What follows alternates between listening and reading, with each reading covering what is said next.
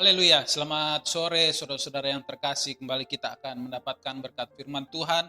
Mari kita siapkan hati kita. Dan sebelumnya kita berdoa terlebih dahulu. Bapa kami yang ada di dalam surga, kami mengucap syukur pada kesempatan kali ini. Ada firman-Mu yang kembali boleh kami nikmati, kami boleh terima, dan biarlah kiranya kami membuka hati kami, menyiapkan hati kami, sehingga firman-Mu boleh tertanam di dalam hati kami, dalam kehidupan kami, dan menjadi berkat, berbuah untuk kemuliaan nama-Mu. Hanya di dalam nama-Mu Tuhan Yesus Kristus kami berdoa. Haleluya. Amin. Saudara-saudara, pada bulan ini kita akan merayakan Natal sebagai umat Kristen. Kita akan merayakan Natal. Tentunya kita sama-sama tahu bahwa Natal adalah memperingati hari kelahiran Tuhan Yesus. Tentunya tidak pasti tanggal 25 Desember adalah hari kelahiran Tuhan Yesus Kristus pada saat itu, pada saat Yesus lahir, tetapi ada suatu simbol sehingga kita sebagai umat Kristen dapat memperingati satu hari yang menjadi hari raya atau kita memperingati sebagai hari kelahiran Tuhan Yesus Kristus. Nah, saudara-saudara, mengapa Yesus lahir ke dalam dunia? Tentunya adalah untuk menyelamatkan umat manusia, terutama kita sebagai orang yang percaya kepada Yesus. Ada misi khusus yang Tuhan sendiri emban sebagai manusia ketika dia terlahir sebagai Yesus, dan ini diberitakan melalui firman Tuhan jauh bahkan sebelum daripada kelahirannya, daripada zaman perjanjian baru. Saudara-saudara, kita melihat di dalam Matius 2, ada satu kisah di dalam Matius 2 ayat yang ke-1 sampai ayat yang ke-13. Kita akan membaca Matius 2 ayat 1 sampai 13. Demikian firman Tuhan. Sesudah Yesus dilahirkan di Betlehem di tanah Yudea, pada zaman Raja Herodes, datanglah orang-orang Majus dari timur ke Yerusalem dan bertanya-tanya di manakah dia raja orang Yahudi yang baru dilahirkan itu. Kami telah melihat bintangnya di timur dan kami datang untuk menyembah dia. Ketika Raja Herodes mendengar hal itu, terkejutlah ia beserta seluruh Yerusalem. Maka dikumpulkannya semua imam kepala dan ahli Taurat bangsa Yahudi, lalu dimintanya keterangan dari mereka di mana Mesias akan dilahirkan. Mereka berkata kepadanya, di Betlehem di tanah Yudea, karena demikianlah ada tertulis dalam kitab Nabi, dan engkau Betlehem tanah Yehuda, engkau sekali-sekali bukanlah yang terkecil di antara mereka yang memerintah Yehuda. Karena daripadamulah akan bangkit seorang pemimpin yang akan membalakan umatku Israel. Lalu dengan diam-diam Herodes memanggil orang-orang Majus itu dan dengan teliti bertanya kepada mereka bila mana bintang itu nampak. Kemudian ia menyuruh mereka ke Betlehem, katanya, pergi dan selidikilah dengan seksama hal-hal mengenai anak itu, dan segera sesudah kamu menemukan dia, kabarkanlah kepadaku supaya aku pun datang menyembah dia. Setelah mendengar kata-kata raja itu, berangkatlah mereka, dan lihatlah bintang yang mereka lihat di timur itu mendahului mereka hingga tiba dan berhenti di atas tempat di mana anak itu berada. Ketika mereka melihat bintang itu, sangat bersukacitalah mereka. Maka masuklah mereka ke dalam rumah itu dan melihat anak itu bersama Maria ibunya, lalu sujud menyembah dia. Mereka pun membuka tempat harta bendanya dan mempersembahkan persembahan kepadanya, yaitu emas, kemenyan, dan mur. Dan karena diperingatkan dalam mimpi supaya jangan kembali kepada Herodes, maka pulanglah mereka ke negerinya melalui jalan lain.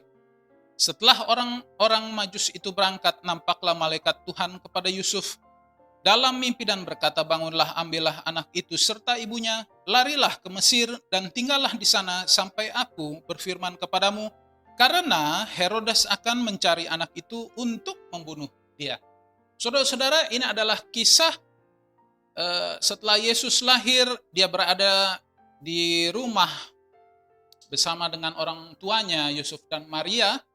Ada kita dapat melihat tadi orang-orang Majus dari timur datang mencari dia. Saudara-saudara, dalam kisah yang sudah kita baca ini, kita mendapati bahwa ada dua golongan orang yang sebenarnya datang mencari Yesus atau ingin mencari Yesus. Yang pertama adalah orang Majus tadi.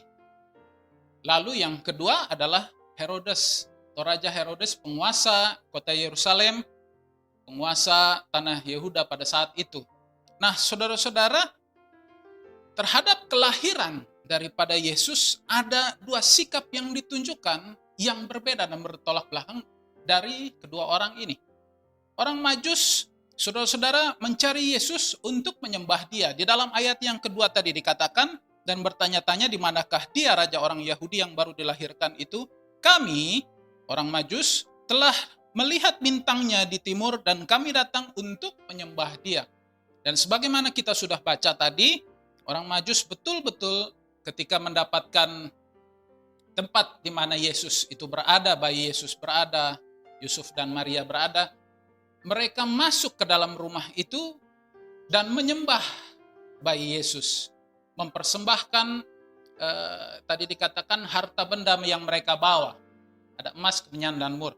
Saudara-saudara, ini adalah respon daripada orang-orang Majus. Kita melihat bahwa ada hal yang menarik yang dikatakan oleh orang-orang Majus dari timur ini. Mereka mengatakan, di dalam ayat yang kedua tadi, bahwa mereka datang untuk menyembah Dia, menyembah Yesus. Orang Majus bukanlah orang Ibrani, bukanlah orang Israel, tidak beragama Yahudi. Mereka datang dari, kalau negerinya saudara-saudara pada saat itu tidak disebutkan, tetapi mereka datang dari daerah sekitaran Babel, sekitaran Persia. Mereka datang dari timur. Dan pada saat itu saudara-saudara, mereka bukanlah orang-orang yang dapat dikatakan sebagai pengikut Kristus. Bahkan orang Kristen belum ada pada saat itu. Orang yang percaya kepada Yesus pada saat itu juga belum ada. Yesus baru saja lahir. Tetapi kita dapat melihat bagaimana mungkin orang Majus yang secara lahiriah mereka bukan orang Ibrani, bukan orang Israel, tidak mengenal ajaran Yahudi, tidak mengenal Taurat, tetapi mereka tahu ada juru selamat, ada raja Yahudi dikatakan, yang akan mereka sembah ketika mereka datang untuk mencari. Saudara-saudara, di dalam ayat yang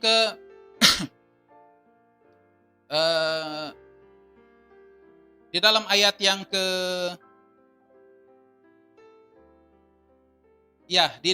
yang ke-6, ketika Herodes tadi menanyakan kepada ahli-ahli Taurat Yehuda atau Yahudi, dikatakan, dan engkau Betlehem, tanah Yehuda, sekali-kali bukanlah yang terkecil dari antara mereka yang memerintah Yehuda, karena daripadamulah akan bangkit seorang pemimpin yang akan mengembalakan umatku Israel.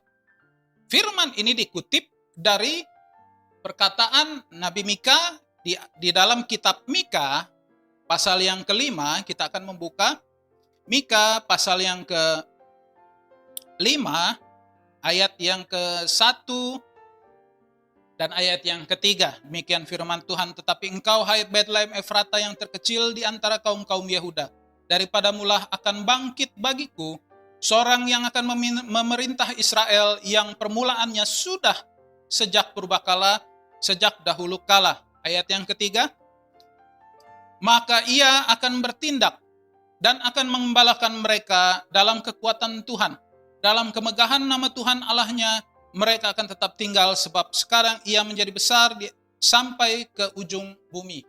Saudara-saudara, firman ini sudah dinubuatkan dan tertulis dalam kitab Nabi Mika, pasal yang ke-5 yang baru saja kita baca.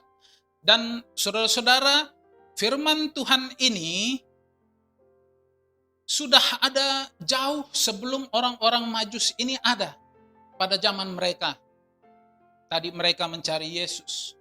Dan kita tahu bahwa bangsa Israel pernah dijajah atau pernah dibuang, ditawan begitu ya, di daerah Persia, di daerah Midian, di daerah Babel, di daerah Asyur. Dan ini adalah tanah di mana orang-orang Majus tadi, 3 orang Majus ini berasal.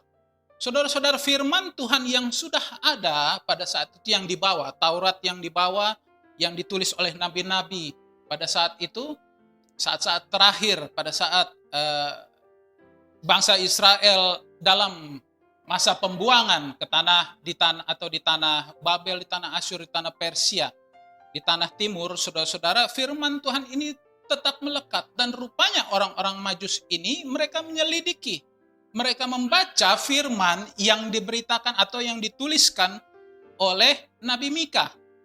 Nah, kita melihat saudara-saudara, orang Majus ini tidak menyia-nyiakan kesempatan ketika mereka mengetahui firman Tuhan yang mereka dapatkan.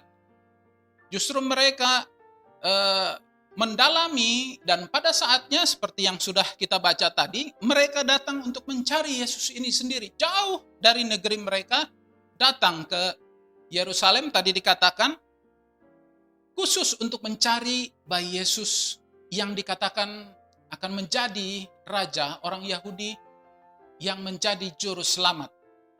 Saudara-saudara, kita dapat melihat bahwa respon yang diberikan oleh tiga orang Majus, sekalipun mereka bukanlah orang-orang yang mengenal hukum Taurat sejak awal, mereka tidak mengenal hukum Taurat, mereka tidak mengenal sejarahnya orang Israel, mereka tidak tahu mungkin siapa yang namanya Musa dan Abraham, mereka bukan keturunan daripada Abraham, tapi mereka memanfaatkan firman yang diberitakan, yang mereka peroleh di tanah kelahiran mereka, dan mereka datang khusus untuk mencari Tuhan, khusus untuk menyembah Yesus.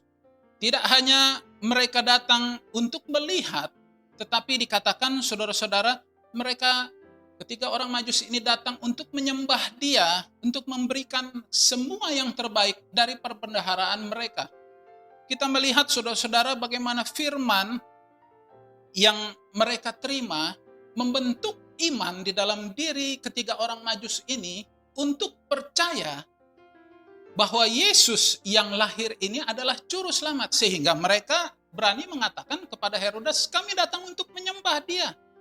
Tidak sembarangan saudara-saudara orang dapat berkata, saya akan menyembah seseorang atau menyembah Tuhan, kalau dia tidak yakin dengan iman bahwa yang akan disembahnya itu adalah benar-benar sosok yang begitu mulia, sosok yang ilahi. Kita dapat melihat saudara-saudara di dalam Roma pasal yang ke-10 ayat yang ke-17. Roma 10 ayat yang ke-17, demikian firman Tuhan, jadi iman timbul dari pendengaran, dan pendengaran oleh firman Kristus. Kita dapat melihat apa yang dikatakan dalam Roma 10 ayat yang ke-17 ini betul-betul diaplikasikan dalam kehidupan ketiga orang Majus. Mereka mendengar, dan dari pendengaran akan firman yang mereka terima ini, timbullah iman. Mereka dengan yakin dan percaya, mereka datang kepada Yesus, mencari Yesus, di mana Yesus berada. Pada saat itu mereka tidak mengetahui dengan tepat di mana Yesus akan berada. Tetapi kita dapat melihat dengan iman mereka mencari Yesus, datang untuk menyembah Dia dan memberikan yang terbaik yang ada pada mereka. Ini adalah sikap yang diberikan atau yang ditunjukkan oleh ketiga orang Majus, saudara-saudara.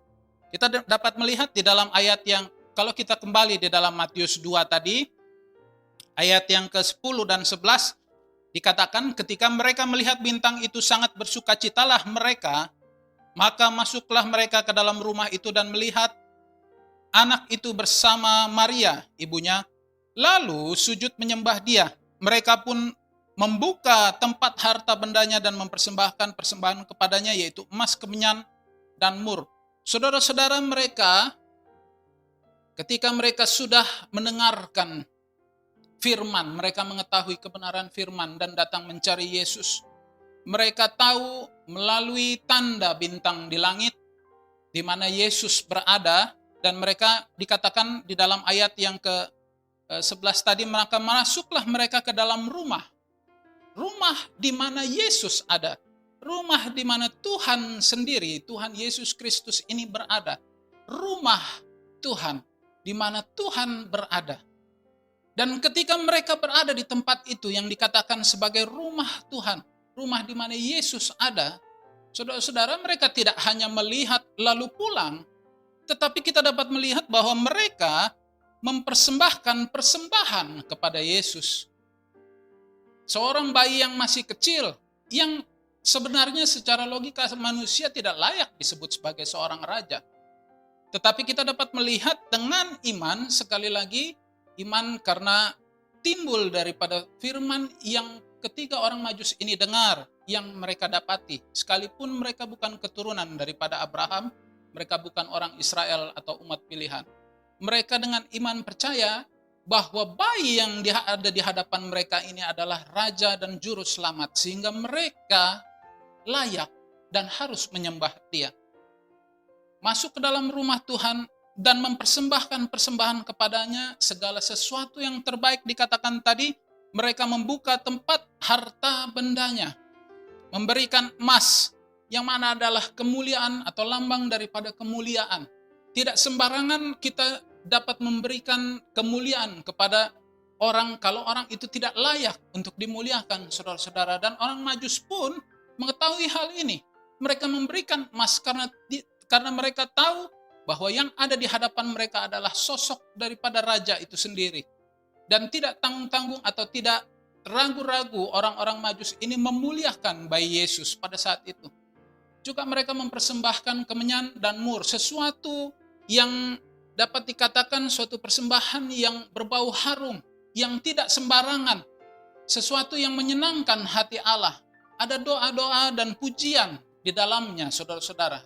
Mengandung arti doa, penyembahan, dan pujian di dalam kemenyan dan mur ini, saudara-saudara. Jadi tidak sembarangan orang Majus hanya datang di rumah di mana Tuhan berada.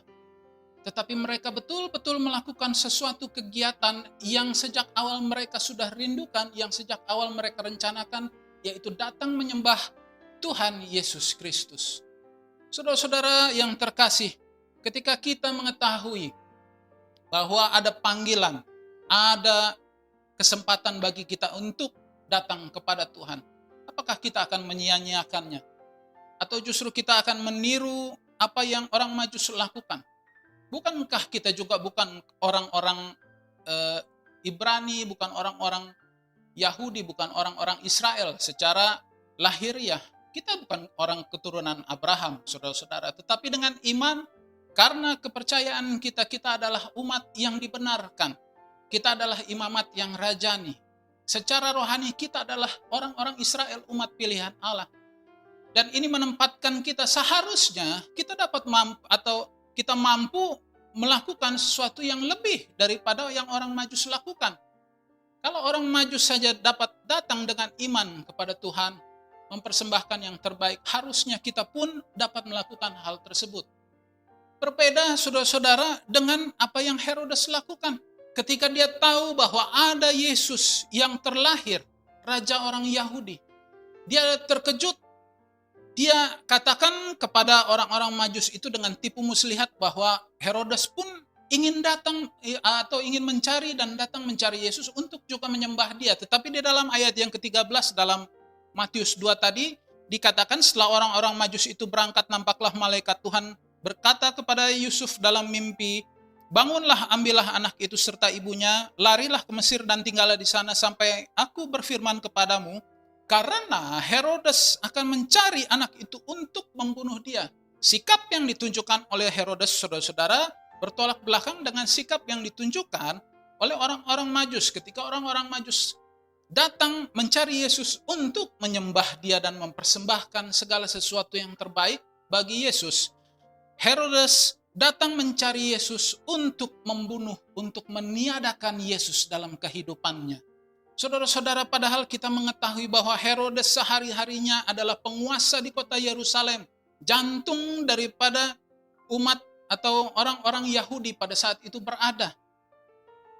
Dikatakan tadi dalam kisah yang sudah kita baca, Herodes memanggil ahli-ahli Taurat. Ada ahli-ahli Taurat yang mengerti kebenaran firman, yang memiliki firman Tuhan secara harafiah ada untuk dibacakan, tetapi Herodes tidak mengetahui.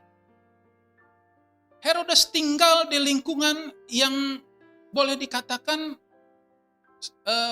begitu rohani, saudara-saudara.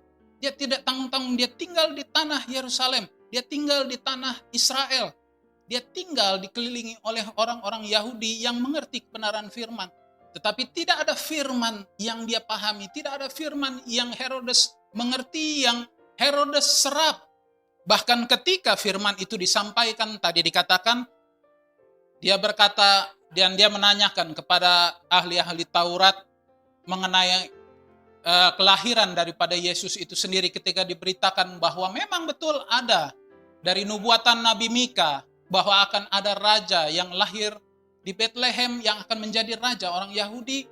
Herodes merasa tersaingi. Karena apa, saudara-saudara? Karena dia tahu ketika Yesus ini lahir dan dia adalah seorang raja, maka Herodes posisinya akan menjadi terancam. Kepentingan-kepentingan pribadinya tidak lagi dapat dia miliki, tidak lagi dapat dia laksanakan, tidak lagi dapat dia peroleh. Kenapa? Karena ada raja yang baru di Israel.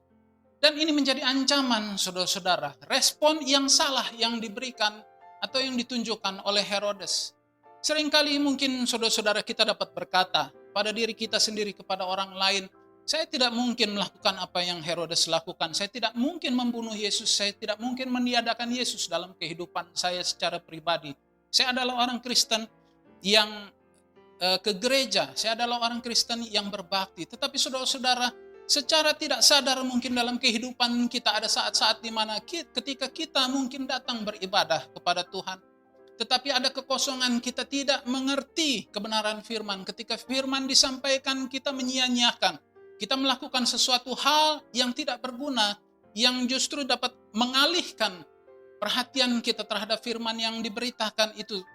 Nah, saudara-saudara, kita dapat melihat bahwa seringkali dalam kehidupan kita, mungkin secara tidak sadar, kita menomorduakan peribadahan kita dan persekutuan kita dengan Tuhan. Dengan kata lain, saudara-saudara, kita tidak mengizinkan Yesus menjadi raja dalam kehidupan kita. Kita tidak menginginkan Yesus berkuasa sepenuhnya dalam kehidupan kita. Kita ingin waktu-waktu kita, kepentingan kita, segala sesuatunya balik untuk kemuliaan kita sendiri, untuk keuntungan, kesenangan pribadi kita. Kita tidak mau jam-jam bersenang-senang kita, mungkin saudara-saudara, itu diganggu, dalam tanda kutip, diganggu dengan jam-jam peribadahan kita. Ibadah bisa kapan saja, mungkin dalam hati kita pernah tersirat seperti itu. Tetapi waktu berlibur saya, kesempatan hanya satu kali ini. Saudara-saudara, dengan tidak sadar kita sudah menempatkan diri kita persis seperti Herodes pada saat itu. Tidak menginginkan Yesus menjadi penguasa dan raja dalam kehidupan kita.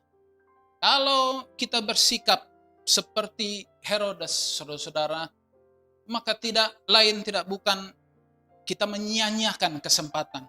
Percuma kita menjadi seorang Kristen dan kita merayakan Natal. Karena Kristus sendiri tidak akan terlahir secara pribadi dalam kehidupan kita. Hendaklah saudara-saudara yang terkasih, sikap kita yang kita tunjukkan seperti ketiga orang Majus. Sekalipun hanya mendapatkan firman dan melakukan firman itu karena iman, tidak pernah melihat Yesus sebelumnya, tidak pernah mengenal Yesus sebelumnya. Tetapi saudara-saudara, dengan iman kita melaksanakan apa yang menjadi firman Tuhan. Kita betul-betul masuk di mana Tuhan berada dan kita beribadah. Setiap kesempatan yang kita miliki, kita pakai untuk kemuliaan Tuhan dan kita berikan untuk kemuliaan Tuhan. Apa yang berharga dalam kehidupan kita, saudara-saudara? Mungkin waktu kita berikan kepada Tuhan. Karena kita harus memuliakan Dia. Menjadikan Dia Raja dan satu-satunya Raja dan penguasa dalam kehidupan kita. Puji nama Tuhan, saudara-saudara yang terkasih. Biarlah kiranya firman Tuhan pada saat ini boleh menjadi kekuatan dan berkat dalam kehidupan kita semua. Mari kita berdoa. Bapa kami yang ada di dalam surga, kami mengucap syukur untuk beritaan firman-Mu yang Kau sampaikan dalam kehidupan kami. Kami boleh menjadi orang-orang yang lebih baik secara rohani. Di dalam Engkau kami boleh bertumbuh, Tuhan Yesus. Sehingga pada saatnya nanti Engkau mendapati kami semua sempurna. Dan biarlah kiranya firman yang telah diberitakan ini boleh menjadi peringatan, boleh menjadi berkat bagi kami, boleh menjadi penuntun dalam kami menjalani kehidupan kami sehari-hari. Hanya di dalam nama-Mu Tuhan Yesus Kristus kami berdoa. Haleluya. Amin.